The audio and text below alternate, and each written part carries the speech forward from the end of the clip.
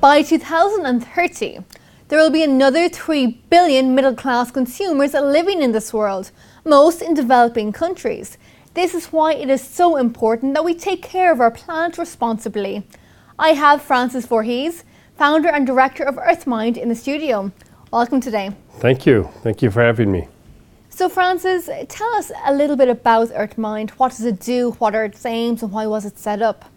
Okay, well, EarthMind's a very small NGO group here in the Geneva area. It's currently headquartered at the IUCN offices in Glon, which is a little town nearby. IUCN is the International Union for Conservation of Nature. And EarthMind works on sustainability in general and more specifically on the interface between business and biodiversity. So EarthMind's real aim is to try and get capitalism to be part of the solution, not part of the problem. Okay, and looking at this year's events, all the types of events we've had for sustainability, what were some of your most favourite events and what are some of your most favourite initiatives?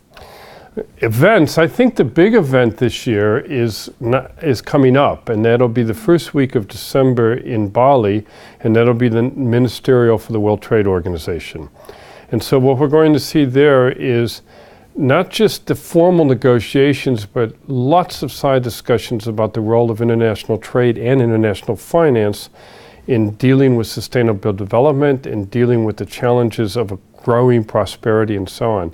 So the one to watch, I think, for this year is coming up in December. Okay, and then in terms of, some favorite initiatives, some favorite types of companies? In the sense of initiatives, I think one of the ones that's really starting to take off now that's worth watching is the application of the IFC performance standards. The IFC, the International Finance Corporation, is the private sector arm of the World Bank Group, and they've set a set of standards on environmental and social responsibility that have become the benchmark for international finance.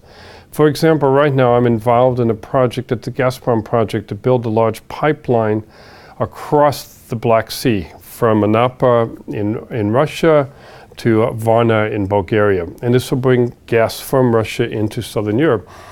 They're using the IFC standards even though they aren't going to necessarily go to the World Bank for financing because they think it's the right standard to use for their investors and for their customers and so on. And so it's very, very interesting to see how this international standard is rolling out in the finance community and how capitalism is actually driving sustainable behavior, not just regulation. How the markets are requiring it now as part of good practice for financing. And what are some of the main challenges facing sustainability? I think today, the big challenge today, that's the one that people haven't seen around us, is prosperity. We've spent the last 60 years or so focusing on the interface between sustainability and poverty, and it's still a very big focus of the United Nations, of all the agencies in the UN and so on, and there is a serious issue of poverty in much of the world. But prosperity is the future pressure. And if you will, what's happening now is we're actually starting to alleviate poverty, and we're starting to see millions and billions of people become middle class. And can we sustain a middle class that's prosperous at the level that it looks like it's going to be 3-4 billion people in the next generation? So for our children, the future challenges is not just to deal with poverty, but it's to deal with making prosperity sustainable. And Francis, so looking ahead, do you think these initiatives will be successful and things will be better? Oh, I think things can be better, and I'm not a pessimist. Will they be better? I think one of the big challenges is to wake up to the changes around us that we don't see. There's been a lot of discussion about climate change and about global change, but right around all of us, we're seeing our landscape being chopped away with houses, apartment blocks, shopping malls. It's happening here in Geneva. It's happening in every city on the planet. And the challenge is going to be for people to see that, because it's happening every day. There's a new crane up, a new construction site, and the landscape is slowly getting chopped away. Once we're able to see that, and as I say, the IFC standards are one way to move this forward. Once we're able to see that, I think we'll be able to address it. But the first challenge is to see that there's an issue that we're facing of the erosion of our planet not intentionally, just happening because we're all trying to find a nicer place to live and a nicer place for our families. When you see it, then I think we have a serious opportunity for markets, for businesses and so on to say, okay, let's just try and manage ourselves better. So I'm positive the future is going to address these issues. And what areas of the world are countries better at doing this? Well, in the old days, I actually used to say if the rest of the world could be as messed up as Geneva is, it wouldn't be a bad planet.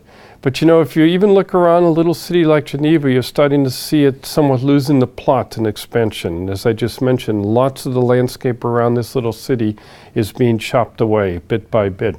But nonetheless, I'd say that countries like Switzerland are good role models of responsible, community-managed, localized decision-making.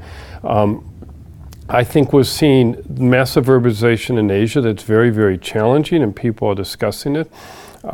I think what you really want to do is you want to look at areas where people at the municipal level and the local level have looked at their area and said, let's control it. Let's maintain it. Let's bring in wealth. Let's bring in business, but let's do it in a way that maintains the environment. Francis, thank you very much for coming in today. Thank you. Thank you for having me.